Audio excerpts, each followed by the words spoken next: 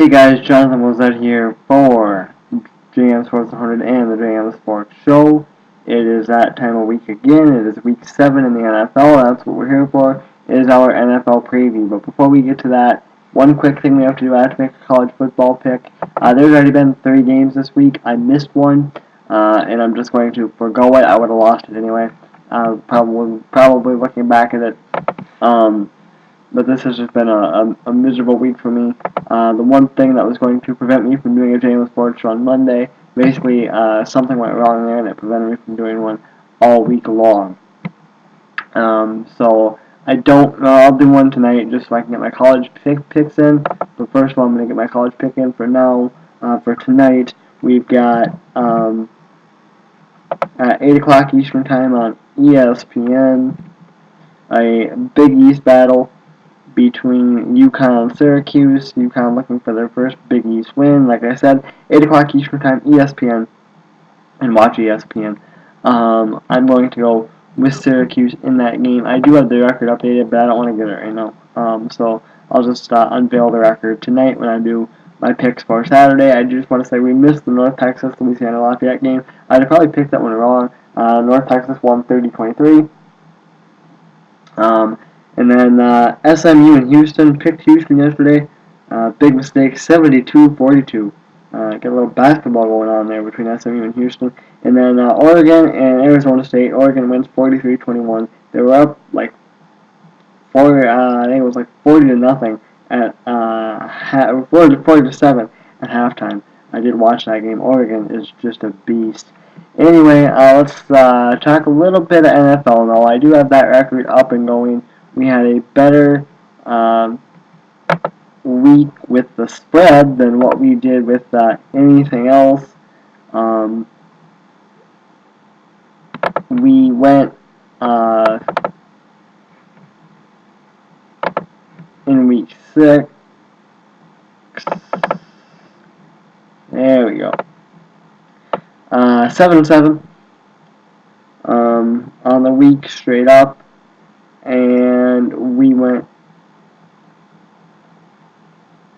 8-5 in the spread.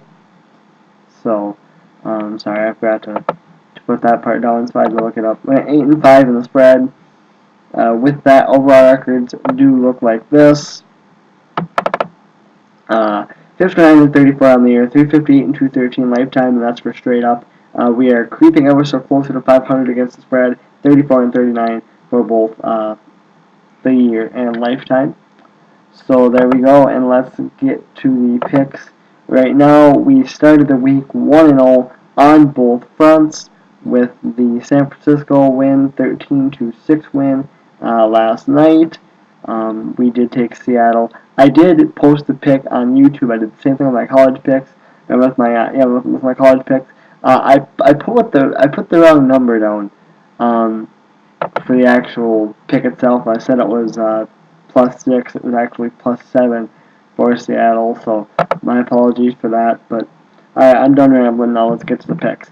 Tennessee and Buffalo. Buffalo is -3.5 at home.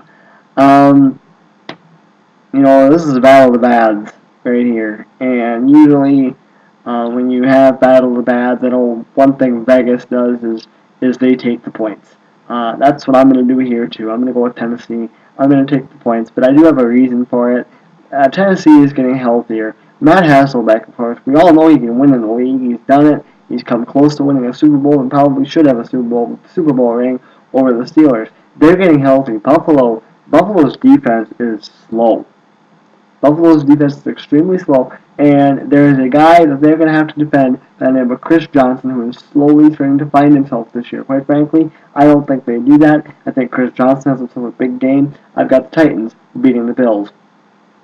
Cleveland, Indianapolis. Indianapolis -3.5 at home. Indy's 2-3. Cleveland's 1-5.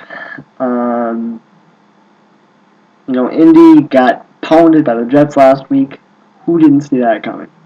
Okay, the emotionalness of the Chuck Pagano thing was going to be hard to hold on to going into last week. They're playing Cleveland. Cleveland is a more physical team. I think Indianapolis doesn't seem to be very physical, but I think Indy is going to continue to carry on the we need to win for Coach Pagano. At home, I am taking the Colts. I am also swallowing the 3.5 points. Green Bay and St. Louis. St. Louis plus 5.5 at home.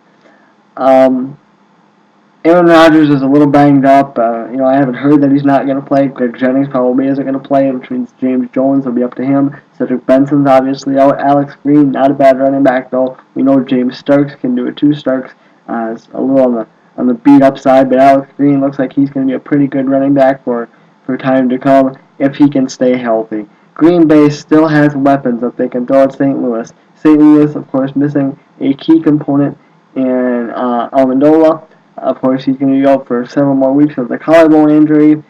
Quite frankly, I don't think Green Bay has much of a problem with this game. You can sit there and go, well, Green Bay's coming off an emotional win against Houston.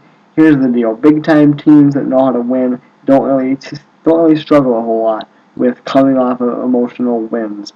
I'm a little nervous about it, but I don't think it's going to happen. I've got Green Bay, and I'm also taking Green Bay for the spread too. So give me them to win by at least 6. Arizona and Minnesota. Minnesota minus 5.5 at home. This one is a very interesting game to me. This game has 2 things written all over it. Mainly defense. Okay, defense and special teams. That's where Minnesota and Arizona, I think, are key. I think this is going to be an ugly game offensively. I think that Arizona's defense is not bad, but Minnesota's defense also is not horrible. I think you can probably expect a lot of sacks in this game because Arizona's offensive line is terrible. Arizona has given up a lot of sacks this year already.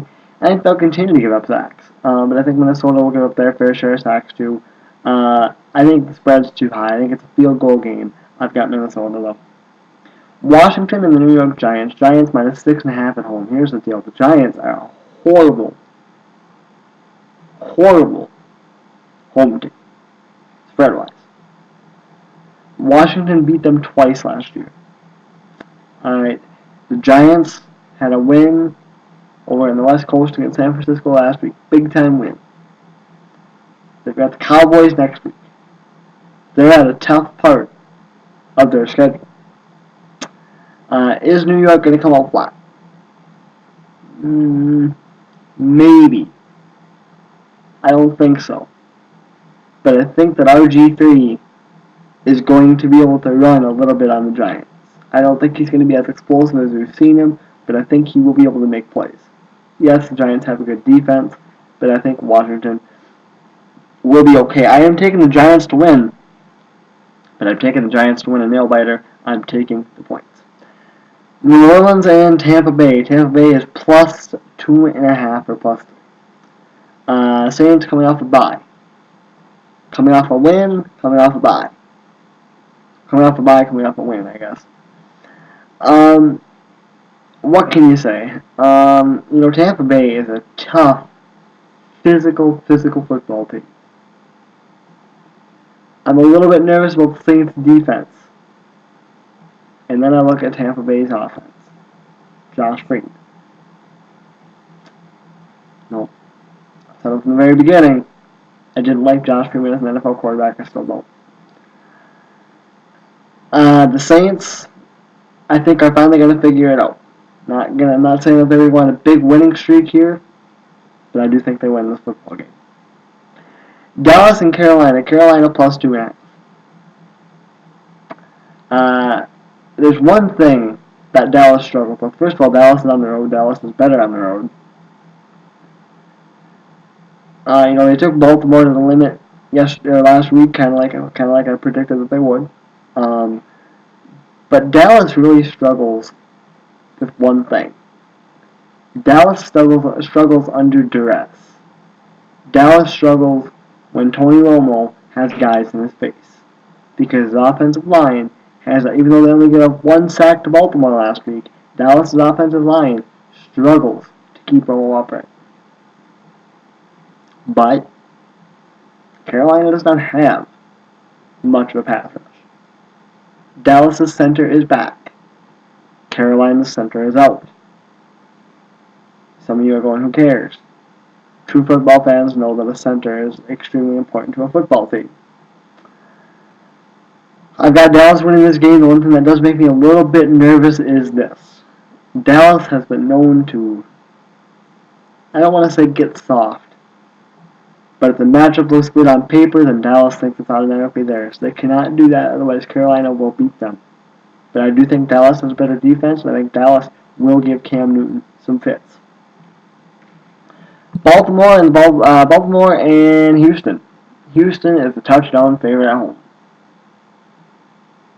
For those of you that think Houston is bad because of what happened against Green Bay last week, you're nuts. Houston is still a really good football team, but you knew eventually the Packers were going to have a breakout game. That is exactly what they had. Baltimore's defense is torn to pieces. They're now missing a corner. Ray Lewis is out. Terrell Suggs. He may play. Cool. The Ravens need that. But if you've seen him, he's not in very good shape because he couldn't do a whole lot due to the Achilles injury. Baltimore has a not bad defense, but also not great defense. They've given up a lot of rushing yards.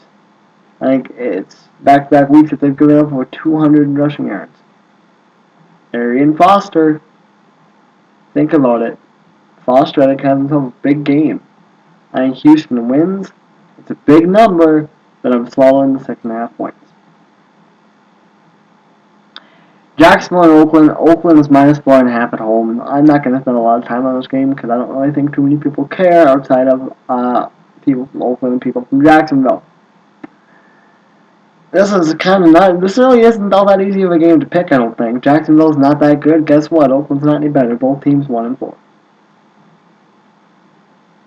But because the game's in the black hole's a hard place to play. I've got Oakland. Oakland beat Pittsburgh. Oakland pushed around Atlanta. Not saying Oakland's a great football team because they're not. But I think they are good enough to beat Jacksonville. I'm taking them to beat the Jaguars and swallowing the points. New York Jets, New England Patriots. Huge number here, minus 10.5. Well, guess what? I'm swallowing every point. Alright? New England is the much better football team, obviously. Quite frankly, New England comes into this game and they thunk. They thunk the Jets. I have very little doubt in my mind that happens. The matchup isn't good on paper, and it's really not good on the gridiron. The Jets aren't going to be high out their win against Indy because everybody expected it. New England's going to be mad because of their last-second loss to Seattle. And this game just has New England butt-whooping written all over it. Pittsburgh and Cincinnati. Cincinnati plus 2.5 at home. Is this game really all that hard to pick? Maybe. It's a division game. Pittsburgh still looking for their first road win. They need one. Now, I'm not going to take credit for this fact that I'm about to throw it at you because I heard it somewhere, but it is true. Mike Tomlin has never lost as he took the field with a losing record as head coach of the Pittsburgh Steelers, which means they have never been, under Mike Tomlin's regime, they have never been 2 games or more under 500. Well, they're under 500 now. Cincinnati's at 500. Cincinnati is beat up. Andy Dalton has been sacked 17 times in the first 6 games. Cincinnati's offensive line is not good. Cincinnati's defense is beat up, and Rashard Mendenhall is back in the lineup and helping. Somewhat helping. I've got Pittsburgh winning the game. Monday Night Football, Detroit and Chicago. Chicago is a minus 5.5 favorite at home. Detroit coming off a big win against Philly on the road last week. Emotional win, I'm going to call it that. Chicago, they had a bye week. They're fresh. And they were beating on guys before they had the bye week. Quite frankly, I don't like this matchup for the Lions. I'm taking the Bears and swallowing the points. Bears win 26-20. By the way, I was extremely accurate with my score last week for the Monday night game. Let me see if I can get you what my score was last week. I actually had two different scores, but the one I think I gave you guys was 38-24. Final game was 35-24. I was extremely accurate last week with that. Alright guys, that's going to do it for me. I'll be back later today with college football picks, later tonight. And until then, by the way, I'm just going to throw this out there. I'm going to make New England the lock of the week just because I am. Because I can do that. So, alright guys, maybe not the best video, but I'm back, trying to get back in the swing of things, trying to get back in the mode of things. And I will see you guys tonight with college football picks. Some big time matchups on the way tomorrow. It's going to be a fun day of college football. So, alright guys, that's going to do it for me. I am John Lemons up for JM Sports 100 and JM Sports Show. No.